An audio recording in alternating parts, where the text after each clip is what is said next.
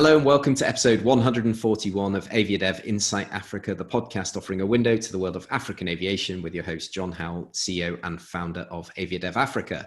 Today's episode is actually a retake a little bit of a session that we actually recorded last week in a beautiful little town near Manchester Airport.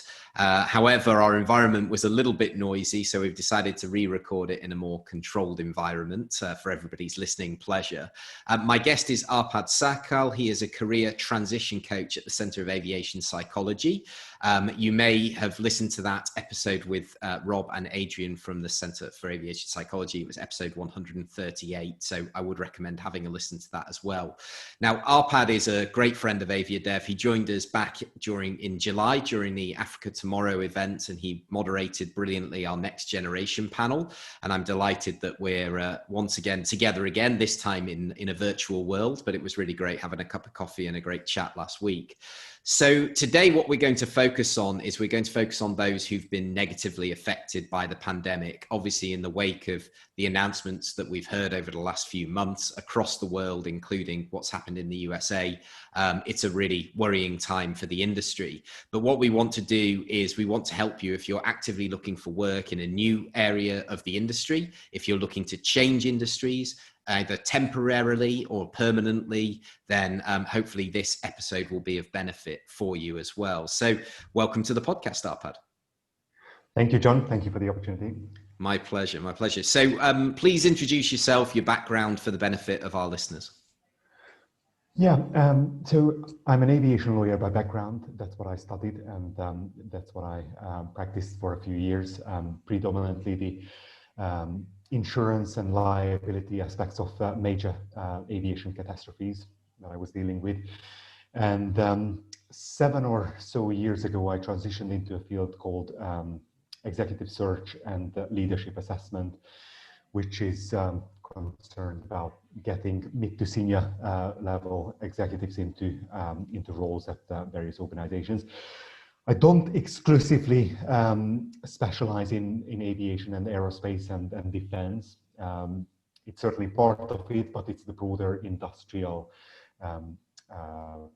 sectors that I deal with, which is transportation, logistics, distribution, energy, renewable energy, even mining and metals. So it's aviation is part of it, but not all of it. So, since July, August, I've been working together with the Center for Aviation Psychology, with Robert and Adrian. We're providing outplacement and redundancy support for all those who are affected by the changes that are taking place in the industry. Yeah, absolutely. And you're also involved with the Royal Aeronautical Society. Yes, indeed. Back in April, we did, or back in May, we did 2 webinars. One aimed at early career professionals, those who are trying to enter the industry. They're perhaps in a lot of debt as well because they did their training. And the other one was focused on individuals who have 15, 20, 25 years of experience in the industry, in the aviation industry. And it was about how do you reposition yourself? How do you really make yourself more appealing to employers outside of the industry if you have to transition out of it? And that's obviously what we want to explore today. So as we alluded to at the beginning, of course, the pandemic's impacted lives and livelihoods in a way that I don't think anybody really assumed would be the case back in sort of March when it first the major wave kind of passed through. Obviously, many pilots, many crew, engineers, technicians who believed that potentially they had a job and a career for life now suddenly are left without that potentially and without the scope to find another job similar because, of course, the industry's been impacted across the globe. So how can they first make sense of this situation? And I'm saying this in a week that a lot of my friends at South African Airways, for example, were finally retrenched. They were given their notices, etc. And I've seen some very emotional posts. So how do they make sense of that situation? And then how do they take practical steps forwards to kind of get on with it? Yeah, I think really step number one, once it happens to you, I think it's going through what is called the grieving process. Losing a job is quite similar to losing a loved one, really. I mean, it's something that you associated with for a very long time, especially if you were a pilot, if you were a flight attendant. I mean, the uniform really gives you or gave you your identity. So it's coming to terms with the fact that you are no longer working with the airline, you are no longer part of the industry. I think that normally takes longer than people really realize it. A lot of people think that, yeah, I will just bounce back quickly. But I think taking the time to really just take stock and really analyze your situation, understand really what just happened, I think that's really a building block in order to really be able to focus on the job search, which takes its toll on people. It's long, it's lonely, and you can't just go into it without having been through the various stages of the grieving process, which I would definitely advise everyone to take seriously, because it will help you along the way. And once you've been through that, you can really just take a fresh perspective on things and really just reconsider your situation. Where do you want to go to? What industries, what sectors, what organizations, and what positions you can realistically get into. So it's really taking stock of your existing skills. I think it's for pilots, for example, or flight crews, things like effective leadership, flexibility, adaptability, the complex problem-solving skills that you acquire, the team working skills, the collaboration skills. I think these are the sort of traits that you, or most people, haven't really realized that they have. They just went to the job and they thought that, yeah, this is what I do on a day-to-day basis. What's so special about it? Well, now you really need to highlight these to potential employers who are outside of the sectors that we talk about, like the aviation and the broader aerospace sectors, because it might not be that relevant or that immediately obvious. I think that's probably the best word to use to people outside of the sector, that you possess these skills. So that would be the first one or two steps, John, that I would suggest. Yeah, definitely. I think when we discussed it last week, and what you've just said is, to an extent, there's a little bit of a lack of understanding of the value that we actually have and the skills that we do develop. And it's about, I suppose, sitting down and writing those out and saying, these are the skills I've been taught and that I've developed on the job, that are those transferable skills, like you say, those soft skills that will apply to any industry. And, there's some great work going on there about sort of retraining people. And I think that starts with reframing the way you think about yourself and actually understanding the value that you're bringing and not pigeonholing yourself. People love to pigeonhole themselves. When I'm a pilot, that gives everybody everything they need to know. Whereas actually, if you scratch under the surface and say, well, actually, that means I'm great at teamwork, I'm very responsible, I can follow procedures, I can do all these things. Those people who have started now, I just wanted to get a bit of an idea in terms of the practical tips when looking for a job, because you can't do it like a full-time job. You can't sit there 8 hours a day writing CVs and looking for jobs and trawling websites, or can you? What kind of advice do you give people? Because I think I'd go mad if I was doing that. No, you can't possibly do job searching 8 hours a day. I mean, it's a full-time job indeed, but it's the type of job that you can't do for more than 3-4 hours per day effectively. So what I would suggest people to do in the meantime is really use the time wisely. And by that, I mean reskilling, which means learning new skills for a new position. I think the best way to do this is to go out there and really identify the key soft skills, hard skills that you need to gain in order to stand the chance of getting that job, and really just go out there and focus on them. There are so many things out there, so many platforms where you can gain these valuable skills for free. John, I think Degreed, Udemy would be one of those. We can include some of those links to the show notes. There's no need to go into them in a lot of detail, but really you don't have to pay an awful lot of money to get another degree or to get a postgraduate certificate from a university. Focus on really the practical skills. If you were a pilot, if you were a flight attendant, for example, take courses in things like Microsoft Word, Microsoft Excel, Microsoft PowerPoint. Really, just get familiar with these office-based skills that people are looking for when they're hiring for individuals in their HQs. So utilize learning technology, spot opportunities to practice as well, because whatever technology you use to learn it, you need to really put these skills into practice. I think one of the best ways to do this is to volunteer your time. It doesn't have to be related to the industry that you are targeting. It can be a charity, it can be a non-profit that you really care about, you really have an interest in, and a few hours per week is enough really to gain the relevant experience that you can sell to organizations, basically. I think upskilling would be another thing that I would highlight, which is unlike reskilling, which involves a 180 pivot. Upskilling occurs where you are basically, where you're improving upon existing skills and you deepen your abilities and impact within your area of expertise. So you're not going into something completely new, you're staying where you are, you're just getting better at it. So that would be my top sort of advice. Yeah, absolutely. I think that one thing that the pandemic has delivered, and we've been delivering a lot of it, is incredible free content. And you know, when I was studying, when I was growing up, we didn't have YouTube, Udemy, all these amazing opportunities to actually listen and learn and gain new skills for basically no investment other than your time.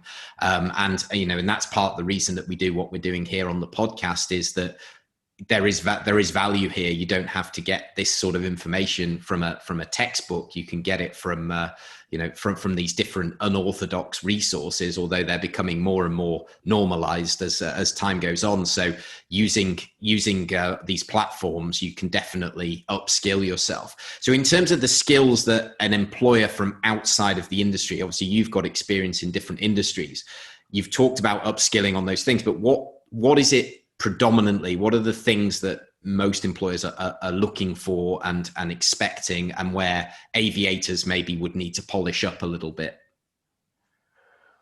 I mean, today more than ever, it's the resilience, the flexibility, the adaptability, wearing different hats. I mean, organizations are downsizing at the moment, so no matter what role you come in, you will most likely to have additional responsibilities. Basically, reduced workforce means that whoever they hire in, you will have to just think outside of your responsibilities, basically. So the complex problem-solving skills. What you need to realize here, John, is that when organizations hire today, they don't just hire because they need a bum on a seat. They need to have individuals who can solve business problems, business issues that they are facing. So when you read the job specification, my advice would be to read between the lines. So it's not just, okay, what do they mean by teamworking, collaborations, adaptability. They want you to multitask. Yeah, exactly. It means that basically, or time management or communication. I mean, they probably, or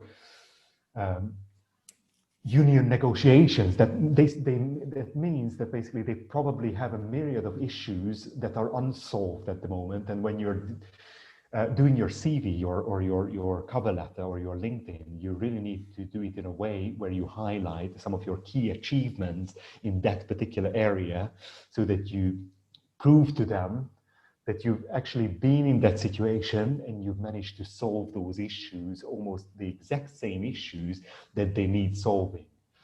So this is the way that you really need to tackle those interviews, and also basically your CV. I mean, it's basically, you need to show that obviously you have the confidence, you have the attitude, you have the self-discipline that need us to stay as a pilot, for example. You have those. I mean, you've been waking up at 2 a.m. or 3 a.m. in the morning. I mean, who does that in a normal job? So you need to really think about these ways of really just making people aware of what you have and not what you haven't got, and don't sell yourself short. I think what I really realize is that people sell themselves massively short. I think it's basically, you're not a bus driver. I mean, you can come in as a pilot, for example. You can come in at middle management and take on projects. Basically, all you need is upskilling or reskilling when it comes to project management skills. I mean, do one for free, or pay $100 or pay £100 for a project management certification. So, yeah, little things like that. I mean, I've always said that your CV gets you the interview, and then of course you get the job. But if you don't have the good CV, you'll never get the opportunity to actually get the job. And it brings me on to a slightly different topic, but I'm sure a lot of people who are listening are thinking this. They're saying, right, look, I'm a passionate aviator. I've always dreamt of being a pilot. I was a pilot. I wanted to be cabin crew, whatever it may be. And now that dream at the moment is probably on hold for a period of time. So I know where my passion lies, and I don't want to hide that necessarily. But I also don't want to go to a job saying, hey, everyone, I'm only here until things pick up and then I want to leave again. So that's a really difficult situation, because I'm sure the potential employer will say, look, you'd be great for my organization, but they will probably ask you in that interview, what happens when aviation picks up? Are you going to be straight on out the door to put your epaulets back on and jump back in the flight deck? So how do you deal with that? How would you advise somebody to kind of balance that honesty with, I need to get this job, I need to bring some cash in? This is something that everyone is going to face, John. I think most employers, when they're assessing individuals from the sector, they know that these people are very passionate. There's a reason why they went into aviation in the first place, and they've been working in it for a long time. And it's a love and a passion for most people. You just need to be very honest with your interviewers. You need to say that, yes, indeed, this has been my love, my passion, and this is what my life has been up until now. But I realize that the industry is going through a structural change. I can't sit here, wait for the next 5 years. I'm really serious about going outside, stepping outside of the industry, bring and add value to your organization. I may not have all the answers, but I'm really passionate about being part of this team. We will figure it out together, and I'm not going to leave for the first flying opportunity that I get. I think you really need to be not only honest, but convincing, and really by doing the volunteering, you're doing the extracurricular activities. That's a really good way to show potential employers that you're actually meaning what you are talking about here. Basically, that's I think actions talk volumes. Of course, and I think it's one of the few industries that over the years has been able to be retained. That if you're a pilot at 21, you're still a pilot at 60. And actually, people like you and me, we've had multiple careers already. You've trained as a lawyer, and you've changed slight tack. Myself, I've worked in real estate, I've worked in tourism, I've worked in aviation. I've been in different industries through my life, and that makes you a better, more rounded employee anyway. And actually, what's happening? Okay, the difference is that when I wanted to work in real estate, I didn't have to go and invest £100,000 in pilot training, in training to do that. So obviously the barrier to entry is so high that people are saying, well, that's why people stay in it. And of course, we love it as well. So I do think that's really important. And I suppose the one thing they can say as well is, look, if you do a great job as an employer of showing me that this is a great company to work for, I'll never need to go back to flying, or I'll make so much money I can just buy myself a jet and I can fly myself around instead of having to take these pesky passengers wherever I need to go. So I think that you can have a bit of, not a bit of fun with it, but you do need to address it. I think to deny it would be wrong, because I think the potential employers probably got an idea as to, yes, you are a passionate aviator and you shouldn't hide that from me. But there is so much great talent out there for these employers in different industries. They're going to be the beneficiaries here, big time. So I wanted to ask you as well about visibility. How do the candidates increase their visibility? Because they need to be, as much as being proactive and pushing out there and saying, here's a job application, they also need to be visible so they can be found or to influence the employer as well. I would like to just build on, if I may, John. Please. What you just said, basically. The question here, what you just posed is, will Gen Z, the next generation, choose a career in aviation? There is a brand or a reputation damage now to the sector, a massive one, because what you need to bear in mind that aviation is not competing, or the airlines or the airports are not competing with the other stakeholders within the sector itself. It's other industries that can provide a very, very lucrative and a very exciting career path to these next generation talent that the industry is really coping. For example, you can't expect that tech giants like Amazon, Google, Uber, they're just going to stay in their lane, and they're coming for aviation as well as many other sectors, obviously. But basically, they're coming with their innovations. They are coming and basically bring about massive change. So this is what aviation is having to deal with, and this is why it's so important for organizations within the industry to stay relevant, to stay attractive, because it just so happens that even if you want to travel and see the world, it's not only aviation that can get you there. It's basically the many other maybe some would argue much more sexy industries like tech can get you there maybe faster. And let's not forget about the remuneration, the packages and things like that these organizations that are outside of the sector can provide you with, that an airline or another traditional employer within the sector might not be able to compete with. So yeah, and the tech side of it, of course, as we saw, there was that very famous statistic that Zoom at one point in the pandemic was worth more than the 7 largest airlines, combined, and all these other statistics. But I think absolutely, tech is a place where those developments are going to be. But we are still humans. We have a need to meet. We have a need to travel. Most of us do, and it's not going to replace us so long as we're made of blood and bones and not wires and electricity. I suppose is kind of the way. Well, we've got emotions. We're going to need to do that. So in terms of just to pick back up, in terms of the visibility and the candidate actually being able to be found, the things they can do to be proactive, what would you advise in that respect? So you can do very little on your CV and on your cover letter, because these documents will only be seen by a handful of people, maybe 10, 15, 20 at most. You just send those to individuals who are interested in seeing those documents. I think the best way today to increase your visibility and show that you are an expert in anything is predominantly LinkedIn. I think it's a big, it's the yellow pages, John. I think it's basically a massive opportunity to go out there, show the people what you want to be known for, develop an expertise for whatever you want to develop an expertise in, and how you do that is basically having an all-star profile is the first step, and really taking care and attention and applying the patience that is needed to really develop a really good profile.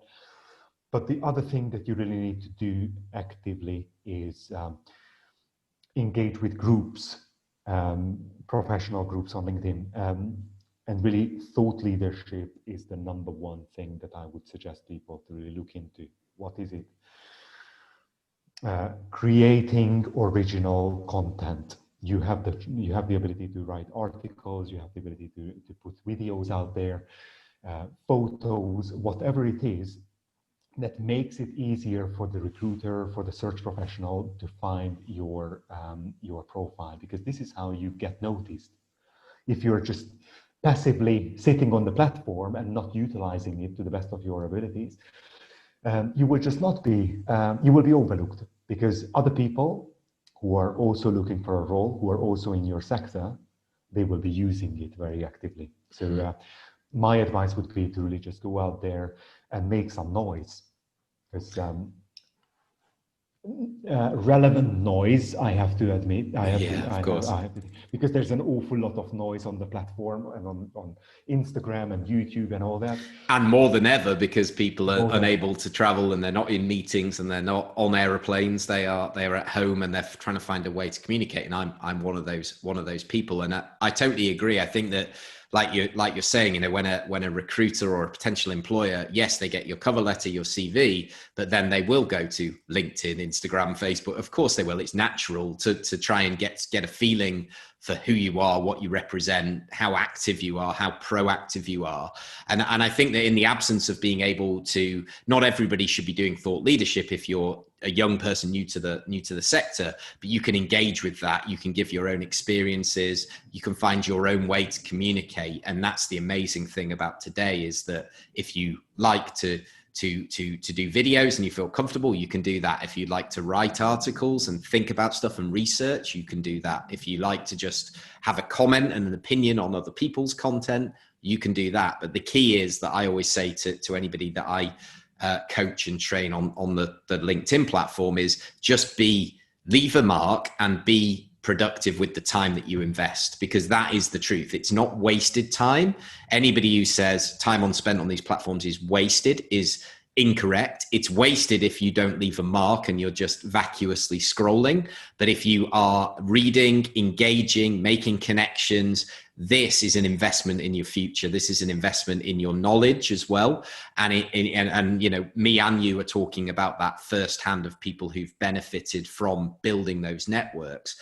The other thing to say as well is Arpad's written some fantastic articles. There's a new one out, I believe. You just sent me the link. I haven't had a chance. So I'll ask you to tell us a little bit about that, but I'll also put the links to Arpad's LinkedIn. You can then go and read these articles and follow him and connect with him as well, because there's some great stuff. So tell us about the latest article. What are you talking about? The latest one is about the next generation, the topic that we touched upon briefly. And a little bit of advice really on how students, recent graduates who are already heavily invested in a career in aviation, especially if you've done something like a management degree or you're trained as a pilot, what can you do in the meantime? How can you weather the storm? How do you deal with anxiety, which is of course a very normal thing to having to deal with. A few tips on how you can really use your time wisely during this industry downturn, and what you can really do to adapt and make yourself more resilient. I think resilience is probably the best word to use, John, because you will need a bucket load of that going forward. Especially if you're in debt at the moment, especially if your dreams have been destroyed. And I speak to a lot of people who are really who are in tears very often. That basically they planned on a future which looks very, very different from what they envisioned in their head. And how do you deal with that? How do you deal with really the loneliness and the anxiety that happens in people's head? I think mental health. How do you deal with the roller coaster of a job search? I think that's going to be a topic that will stay with us for a very long time, John, well beyond the pandemic. I think. Absolutely, and it's in all parts of our life. The people who've been affected just in a work-related side. There are people like all over the world who've been separated from loved ones and aren't able to see people who are obviously shielding, and they're trying to protect them from this terrible virus. So if you are listening out there and you're having these challenges, I would go back and listen to the podcast with Rob and Adrian for sure, but get professional assistance, get professional help, reach out to your peers, reach out to people in your network, because they become your support group. You don't need to go through this on your own. And I'm talking not as somebody who's a clinical expert, but we care as an industry. We look after each other. We're a community, and we will be back. It's just a case of we need to protect people as best as we can now with the environment being as it is. We can't deny what's happening, and it's devastating across the world for our industry. But there are things you can be doing, but you need to intersperse it. Just like Arpad said, spread out your time. Whatever you do for your recreation, make sure you make time for exercise, for watching TV, for playing with your kids, whatever it may be. Don't beat yourself up and feel like you have to sit there looking at a computer screen 14 hours a day, sending speculative requests out and putting too much pressure on yourself. Take a deep breath. We're in this together. It's going to be tough, but we need to support each other.